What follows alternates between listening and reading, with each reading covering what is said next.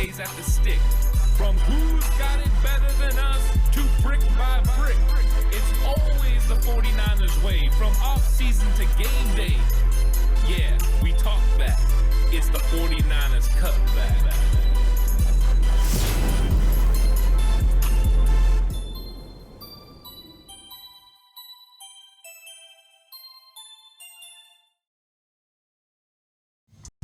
It's 49ers Cutback Podcast time. Welcome to the show, everyone.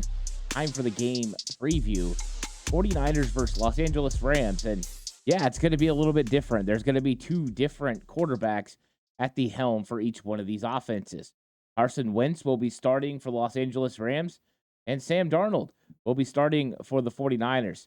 And I think a lot of people have actually been interested to see what Sam Darnold would look like in the 49ers offense. And initially, he'll probably have some of their big-time weapons. It's expected that Trent Williams is going to start at left tackle, and we'll probably see Debo and Brandon Ayuk early on in this football game. So he's going to have weapons to work with early. And for Carson Wentz, he's still going to have Puka Nacua. He's still going to have Tutu Atwell. He's going to have Demarcus Robinson. So he's going to have some talent to work with as well. Now, throughout this game, players are going to filter in and out. And we're going to start seeing some young players as the 49ers and Rams look to rest some of their guys. And that's when it's going to get real interesting. We're going to get a clear idea of how these teams look depth-wise and who they can count on when they get to the playoffs. So there's a lot to play for this game, even though as far as the 49ers is pretty meaningless as far as record-wise, positioning in the playoffs. It doesn't matter to them at all. It would be their 13th consecutive victory against the NFC West, which would be very, very impressive. Sweeping the West for 2 straight years is definitely something they would like to do.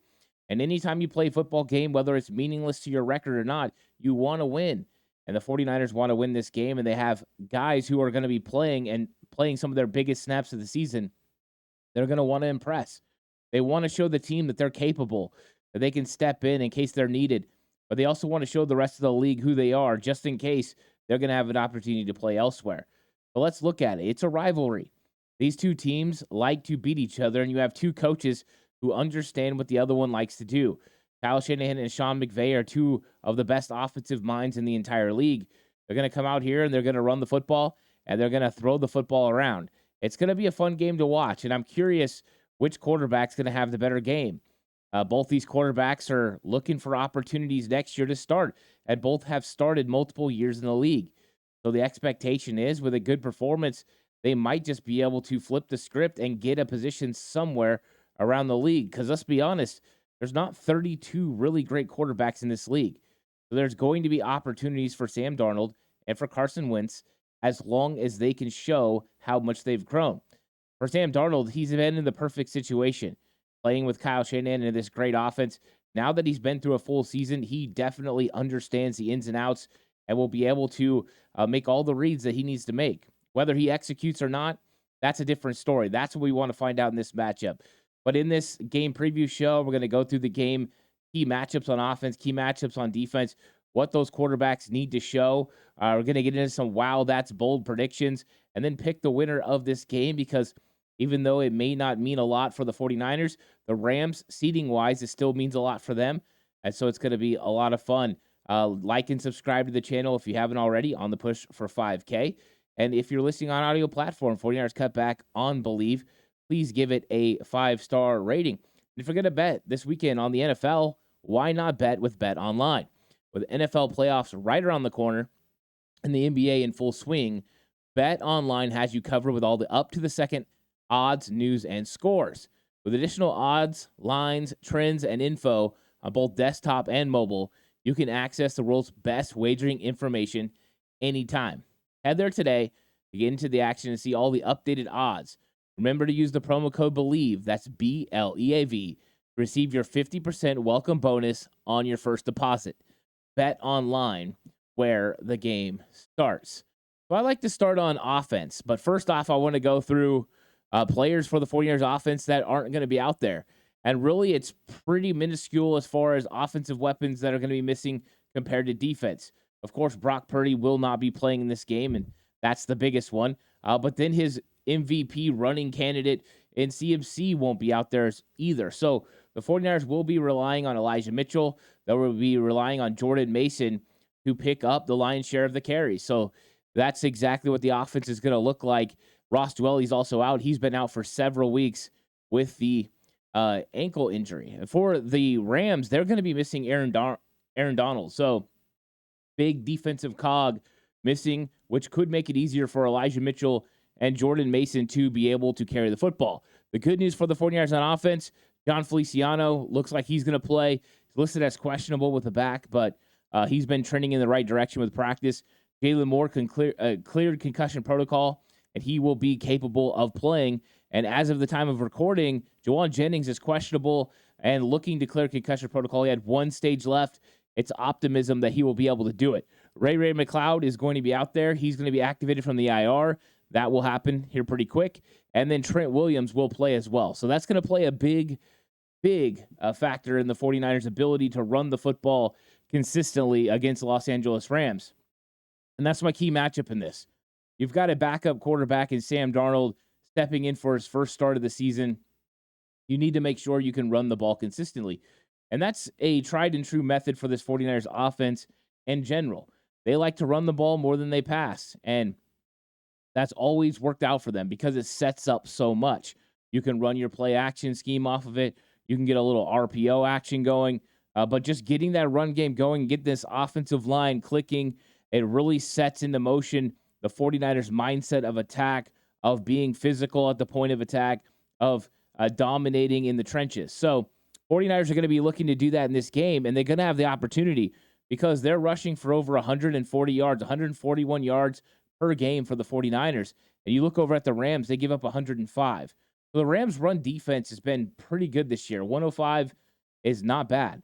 The problem is they're going to be without their best run defender in Aaron Donald. So this is going to be an opportunity for the 49ers to run the football. Elijah Mitchell and Jordan Mason are definitely equipped and able to do it. We just saw Elijah Mitchell last week. He looked really good. Elijah Mitchell coming off injury. He got a lot of carries in place of Christian McCaffrey, who went out with the strained calf. And what we saw was a running back that looked back to form, back to 2021. He looked explosive. His vision was there. He was getting vertical as soon as he possibly could. And that's the name of the game. That's what Bobby Turner taught him in his first season, was the first instance you can get vertical, get vertical. Yeah, he could be greedy, bounce some things outside, and there may be bigger yards out there sometimes. But the fact that he was able to get vertical was a definite difference from him and McCaffrey. McCaffrey does stretch things a little bit further, but that's because McCaffrey has the ability to stop on a dime, change direction, and make things happen. McCaffrey's just different. With Elijah Mitchell, he's a north and south runner all the time. He can run the outside zone and get to the outside if needed, but really he's a guy that wants to get vertical, get his shoulders going downhill, and run straight downhill with physicality and with purpose. And that's the same thing for Jordan Mason. Jordan Mason wants to do the same thing. Jordan Mason's speed makes his outside zone running ability a little bit lesser than Elijah Mitchell, but it's pretty equivalent. When he gets downhill and he gets vertical, he's tough to bring down. The 49ers are going to bring a physical attitude to this game, a bully ball mentality, and a goal is going to be to rush for over 140 yards in this game. You want to take over this game on the ground. You want to establish the run game, take the pressure off of Sam Darnold, put the pressure on the Rams to creep defenders into the box, make it an 8-man box, and then that will open things up for Darnold with one less defender to be able to cover some of these receivers. And early on in the game, we're probably going to see Ayuk and Debo. But as this game progresses, it's going to fall on Ray McLeod, hopefully Jauan Jennings. These guys are going to have to make plays, and we're going to get to see young guy like Ronnie Bell. So 49ers definitely want to get the run game going, because if you get the run game going, it's going to help everything else on your football team. And part of what you're trying to do in this game is get Sam Darnold comfortable, get him in a rhythm. So it's going to be about getting the run game going and then hitting some very timely precision passes, allowing him to take 3-step drops, get rid of the football, 5-step drop, get rid of the football. It's got to be a lot about timing. It's got to be a lot about getting the ball in his hands and out of his hands as quickly as possible, making the reads very defined. Once Sam Darnold gets into a rhythm, then you're going to have the opportunity to kind of take some shots.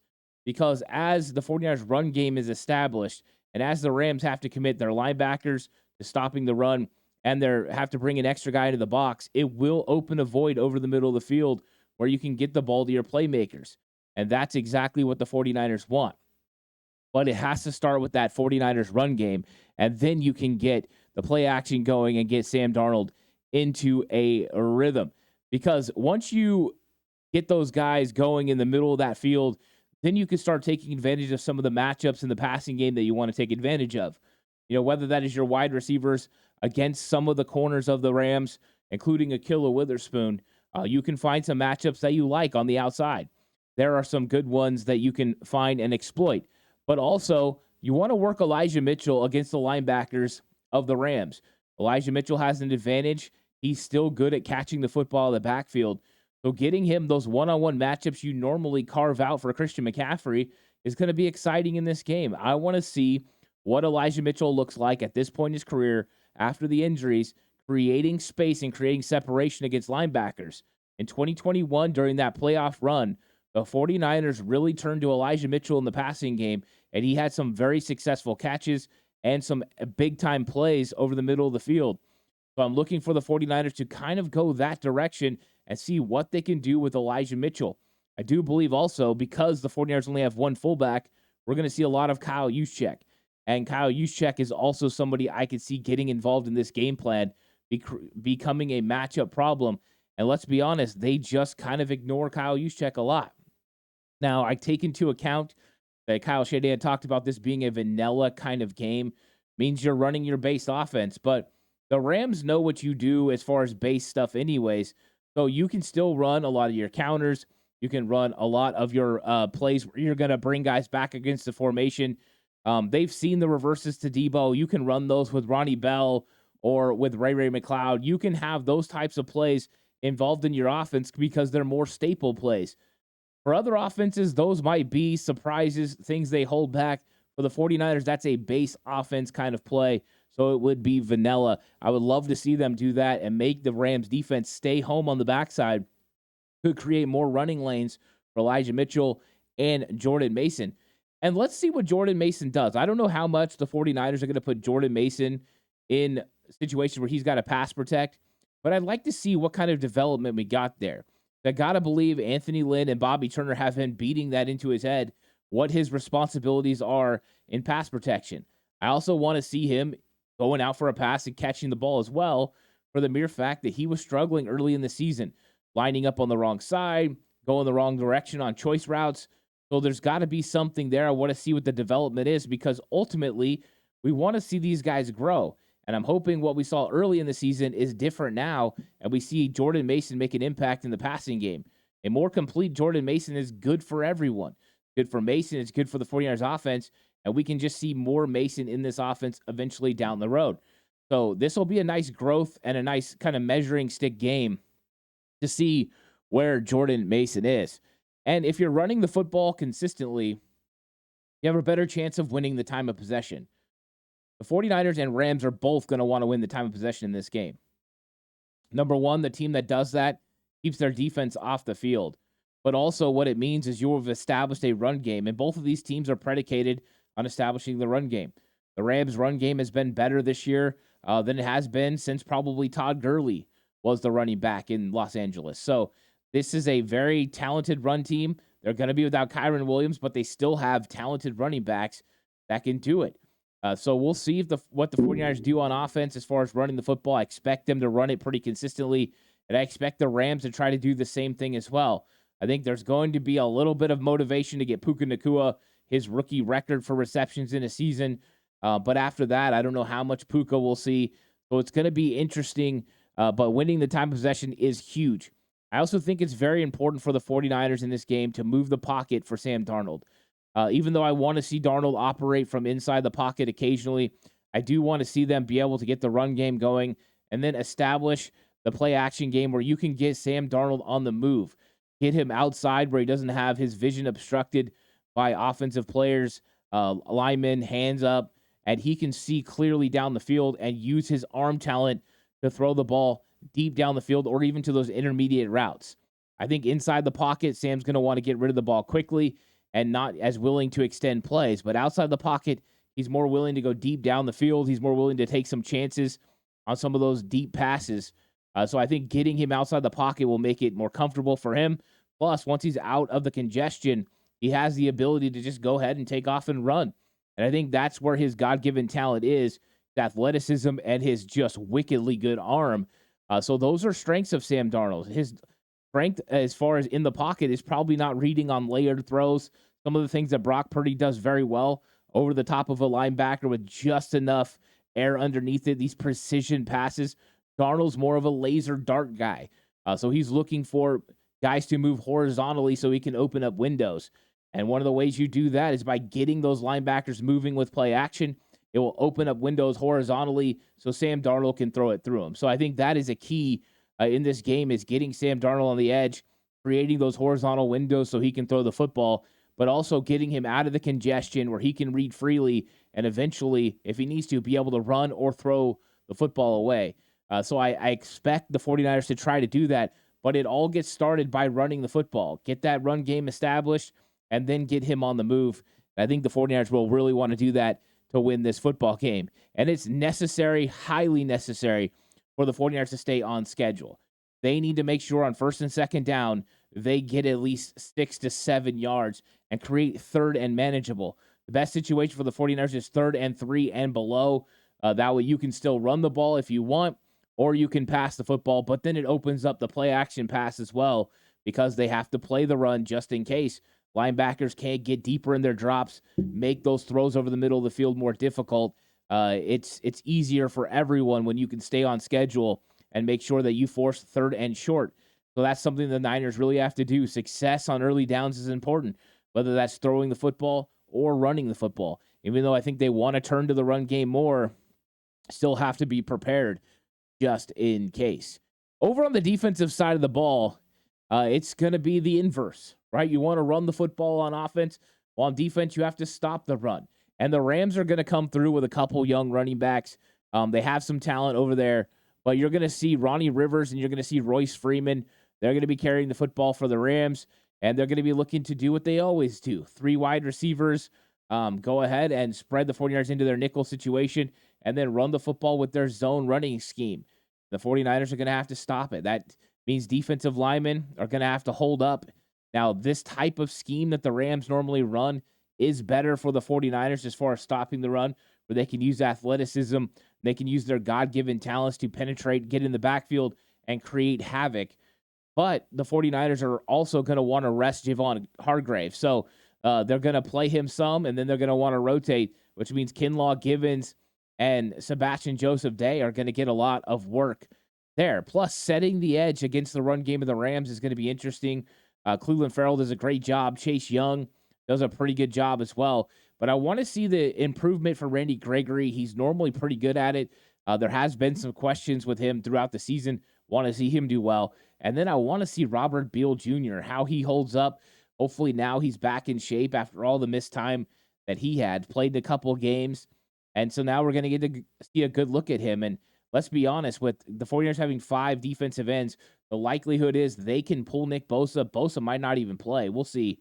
But they can pull him early in this game and allow Robert Beal Jr. to be a part of that rotation and really get some extra snaps. I'd love to see him not just be able to put pressure on the quarterback with his GTFO speed, but also the ability to stop the run. I want to see him set the edge, kind of the way he did at Georgia. He was pretty good at it, and I want to see if that resonates with what he does in the NFL. So really curious about Robert Beal Jr., but they got to stop that run game. No Kyron Williams doesn't mean they're not coming with some big stuff. It doesn't mean you won't see jet sweeps, you won't see push passes, and you won't see counter plays. That all is a part of the game. And the Rams have the unique ability with the way that they go with their personnel that they can put you into a nickel situation and then use Ben Skowronek as a fullback type of player. Now, we haven't seen him have as much success blocking against 49ers as others, but he does a pretty good job. And they really employed a trap scheme last time against the 49ers that was successful, that allowed them to get a run game going. Now, it was different then. The running back was Cam Akers. So things have definitely changed since week 2. But I expect, since they already showed the 49ers that look, and the 49ers are predicated on bringing penetration and getting upfield, that traps are going to be a part of this game. So traps, screens, quick throws, all part of what they want to do against this 49ers defense. And the 49ers know Carson Wentz pretty well. They've played against them before, and Carson Wentz has had success against the 49ers, 2-0 in his career. The defense would definitely like to get stops. I don't think it matters who they have in there. They want to win. They're a very proud unit. And I know Steve Wilks is going to want to bring pressure on Carson Wentz, and he should.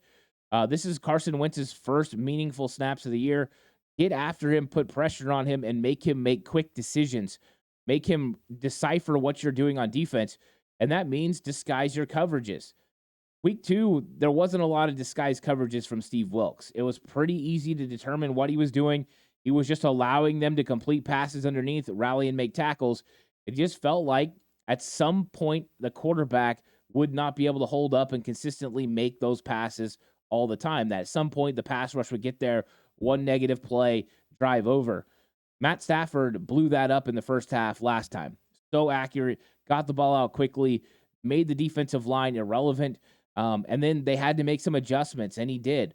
Well, what we've seen since the 49ers came out of the bye week against the Jaguars and beyond is you've seen a well-oiled machine on the back end. Seen Steve Wilks coming with more disguises, bringing more exotic blitzes, making things confusing, using his personnel in a variety of ways that just throws an offense off.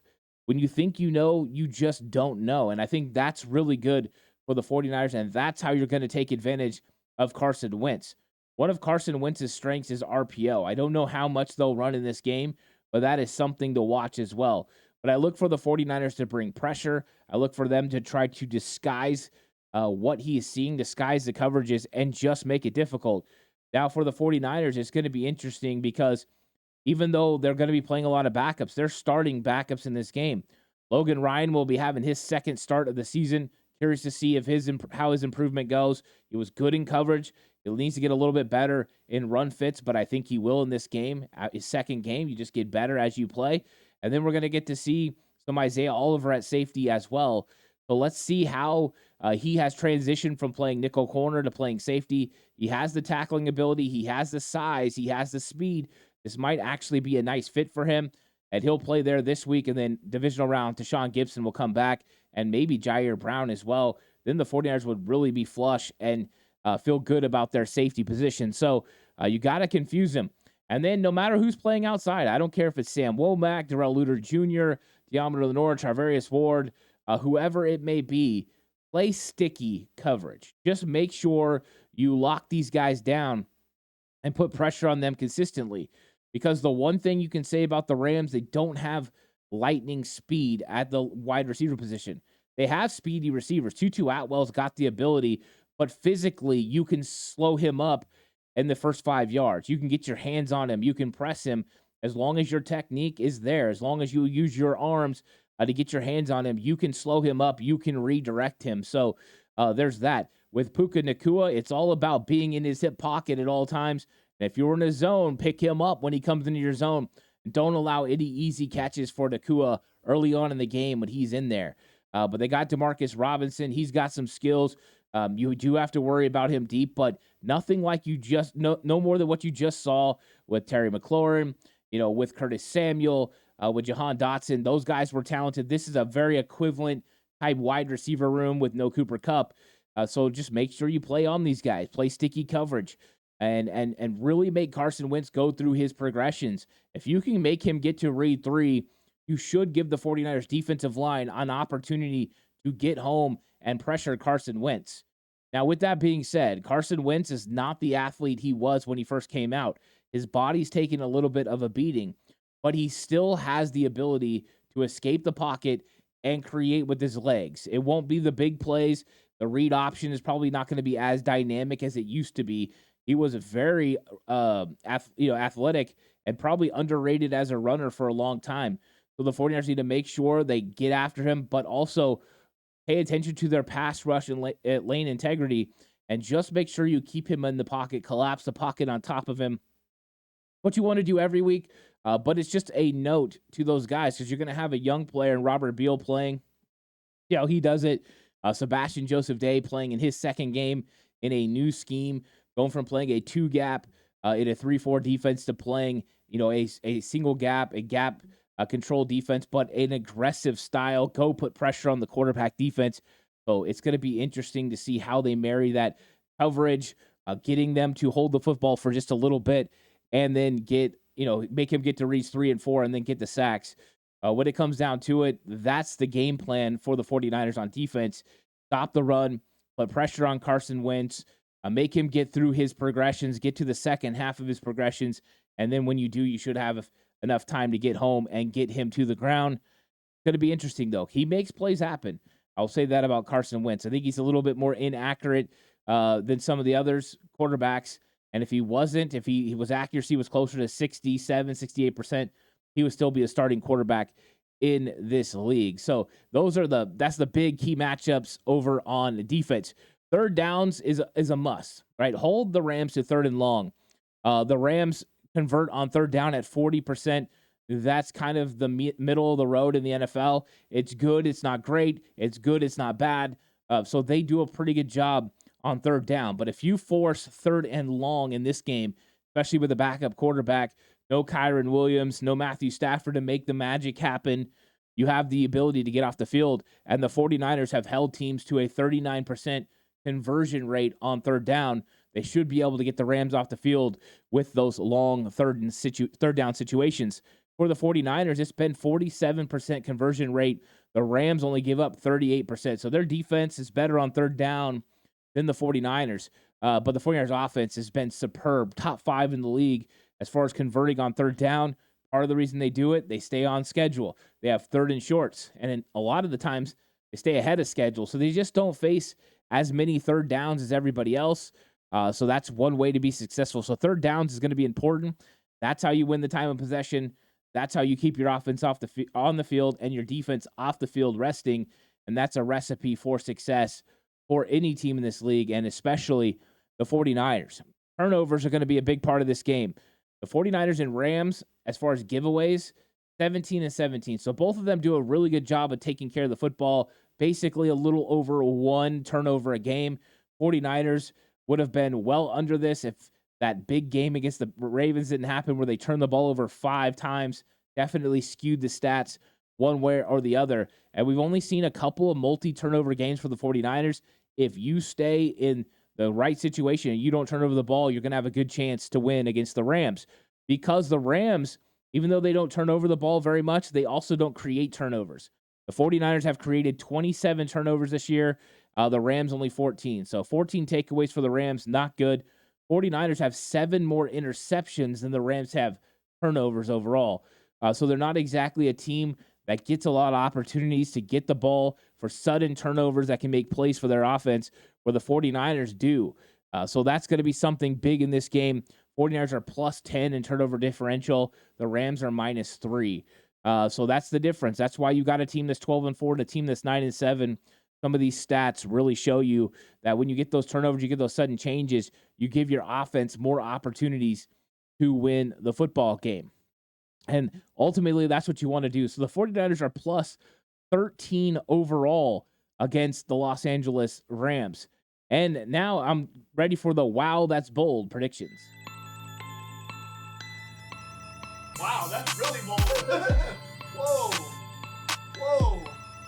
Whoa.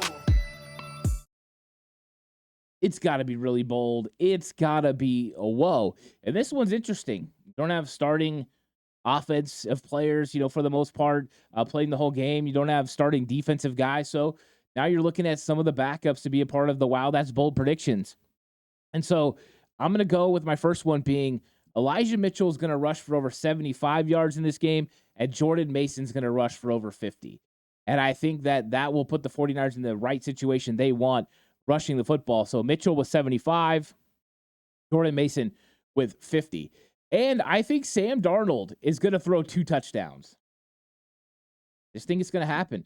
I think Darnold's going to find some success. I think this 49ers offense will move the ball from time to time. I think there's going to be times they stall drives they have to punt and have to, have Mitch Wisnowski or Jake Moody come in and take care of business. But I do believe the 49ers are going to have some opportunities for Darnold to throw touchdown passes. Over on the defensive side of the ball, I think the 49ers are going to cause 2 turnovers. I think that Carson Wentz is going to put some footballs in harm's way, and the 49ers are going to come away with those turnovers. And I think that we are going to get an interception from Sam Womack.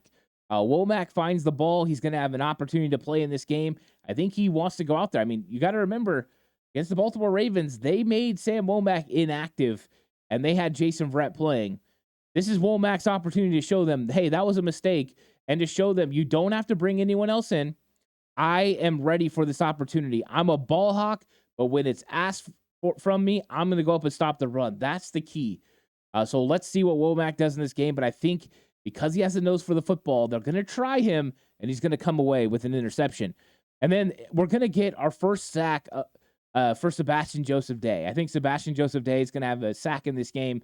One time he's going to get pressure up the middle and get to Carson Wentz. And then how about this? Robert Beal Jr. is going to get his first sack of his career. I think he's going to be able to get pressure one time, chase down Carson Wentz, and get to the quarterback. And so those are my wow, that's bold predictions. And now it's time. The score prediction for the 49ers versus Los Angeles Rams. Going to be a good one. I think it's going to be a fun game. I'm actually going to be at the game. I'm really enjoying the opportunity to go to the game. Thanks so much to Abed from David's Tire in Lodi, California, for giving me tickets to the game. I really appreciate it so much, Abed. So thank you. So I'm going to be at the game, and I'm going to be enjoying this. And I think I'm going to witness a 49ers win. I think the 49ers are going to get it done. Sam Darnold, Elijah Mitchell, Jordan Mason, Ray McLeod, some key players on offense will make enough plays. And I think the 49ers defense is going to show up, and even the backups are going to make plays. You heard me, Robert Beal Jr. sack, interception by Sam Womack. I think there's going to be plays to be made. The 49ers are just going to make a couple more plays, the Los Angeles Rams, and they're going to win this game 24-20. It's going to be great. We're going to have lots of information to talk about after the game. I will do my reaction show the day after because, of course, I'm going to the game. So no reaction show the day of the game, but I'll be back on Monday to talk about all the 49ers news and updates. And we get a week off, but that doesn't mean it's a week off from content. There'll still be some content coming your way. Hope you guys will come back for all of that. Like always, please like and subscribe to the channel. Appreciate it. On the push for 5K. And audio platforms, you guys are the best. Thank you. 49ers Cutback on Believe. This episode was brought to you by Bet Online, where the game starts. So, guys, lots of cool stuff coming up next week. Come join me for all the playoff conversation. Until then, I'll catch you guys in the next one. Stay safe. And remember, the right way is always the 49ers way.